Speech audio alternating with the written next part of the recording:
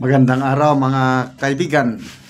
Pag-usapan natin ngayon itong article na i-publish sa Inquirer.net na kung saan inamin ng palasyo na hanggat maaari ayaw nila mangyari dito sa atin ang nangyayari sa Indonesia. Kinikilabutan na sila, nanginginig na. The day of reckoning has come. Title ng article, PH must avoid Indonesia-like protest over flood projects. Palasyo. Must avoid. Sige. Kung kaya nyong i-avoid. Okay. Malacanang on Thursday said the government does not want Indonesia-style unrest to erupt in the Philippines amid growing investigations into irregularities in flood control projects. Malala ko tuloy ulit pagmamayabang ng Pangulo sa kanyang SONA last year. 5,500 control projects na tapos na at marami pang ginagawa. Palakpak naman ang mga kontraktor. O ito na ngayon. Kinakabahan na sila. Konting ano na lang. Konting bagay na lang. Sana nga, hindi mangyari. Kasi ako, ayokong mangyari yung Indonesian style. Masyadong madugo, violent. 8 na atang patay. Tapos tuloy-tuloy pa rin. Sobrang tapang ang mga Indonesians. Kaya lang dito sa Pilipinas, nagsisimula na eh. Nagsisimula na talaga.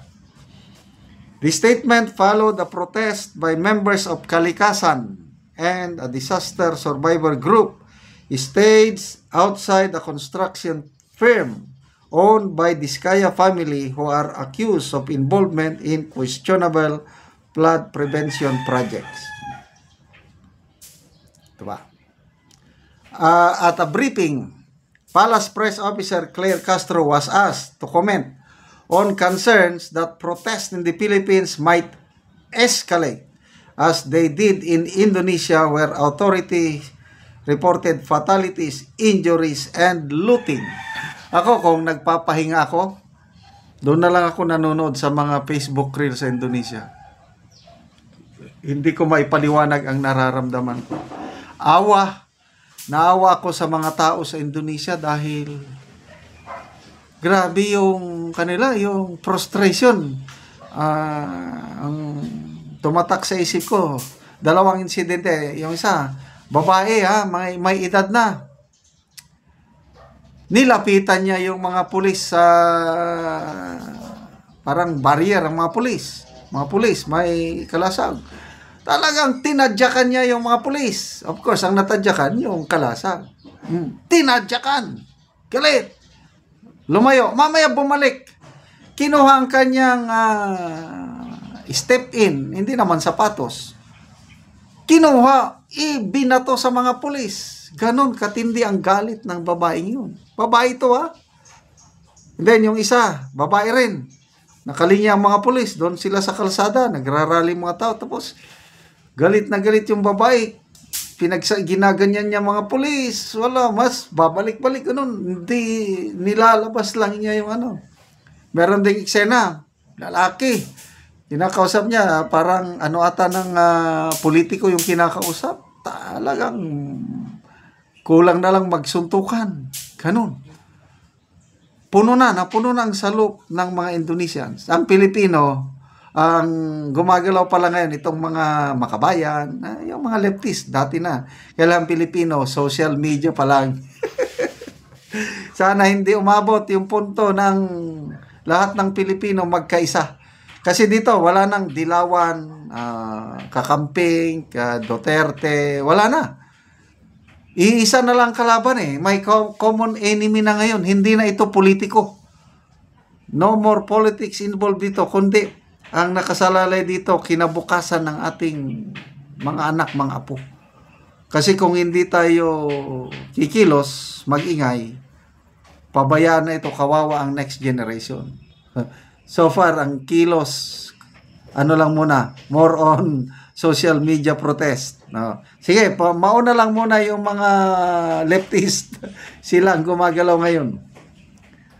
Ano pa? Oh, ito ang sabi ng Auntie Claire. The President would not want. Oh, siyempre. Sinong may gusto? Kailan kaya ba niyang pigilan? The President would not want such a thing to happen. As he himself said, we are following due process. Anong due process? Ang due process ng Presidente sobrang bagal. Mabuti pa si Secretary Vince Dizon.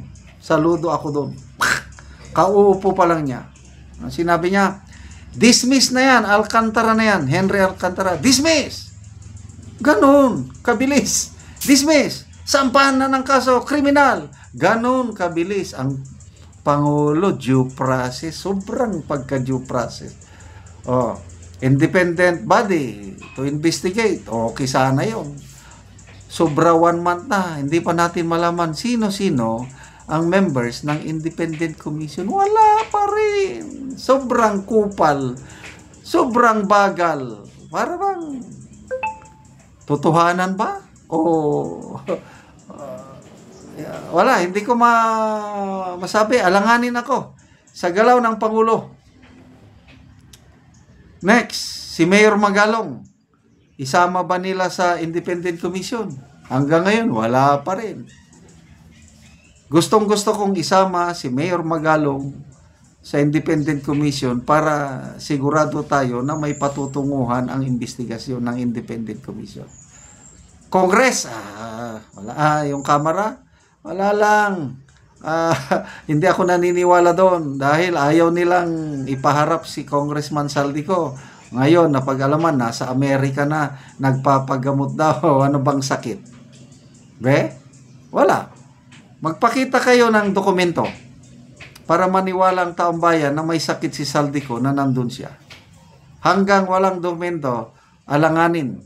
Magko-question mark ang mabuti pa ang Senate Blue Ribbon Committee. May patuto. Gumagalaw. May mga na sa immigration request na i-hold. Huwag palabasin. Kasi may iba na daw nakalabas. O, yun na nga. Congressman Saldico, nakalabas na. Sino pa ba? Okay, so good luck sa administrasyong ito. Sana mapigilan nyo ang Indonesian-style protest. Sana hindi rin mangyari dahil kawawa ang mga makakalas mawalan ng buhay dahil sa violent protest na yan. Salamat mga kaibigan sa inyong pagsubaybay sa ating channel. Nakakatulong kayo ng malaki sa Tribong Talandig ng Bukidnon dahil ang channel natin, ang sweldo sa channel na ito, pantulong sa tribo. Namimigay tayo ng mga livelihood assistance, nagpapatanim ng saging lakatan at Arabica coffee. Panoorin nyo ang video na ito. Anak ko sa saging lakatan ni Manoy Boy, ug mo ni ang una niyang tanom nga lakatan, namunga na siya. So muna ni ang saging ni Manoy Boy nga namunga na nga lakatan oh.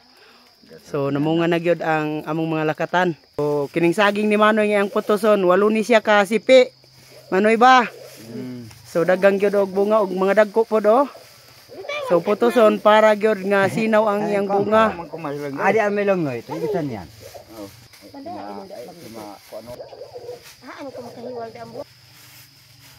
Ay nagutol lang kami ada sa presi.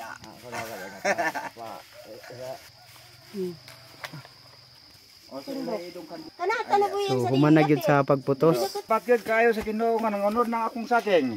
Ay sige. Ug karon mo na ni ang saging lakatan ni Manoy Iking nga namunga na. So sunod-sunod na gyud ni ang pagpamunga sa among lakatan. So siyam siya ka sipi. So dagang gyud ang bunga sa saging ni Manoy. Ang mga dagko pa gyud ang iya. So karon gisilupin.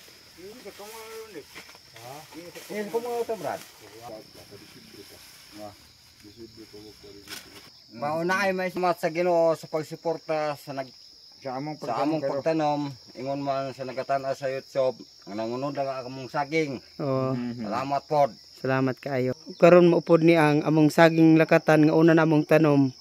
Kadtong wala gina abunuan na pa namunga, muna ni siya. So harbisono na gyud ni siya. So mauna pod ni ang namunga nga among saging lakatan. So kining among saging lakatan, kuan na siya kasipi. Kana siya 7. Ning una na nga namunga nga among saging, kuan ni siya kasipi, 7 gyapon. salamat kayo sa Ginoo ug sa nagatan-aw sa YouTube sa pagsuporta sa among pagpananom.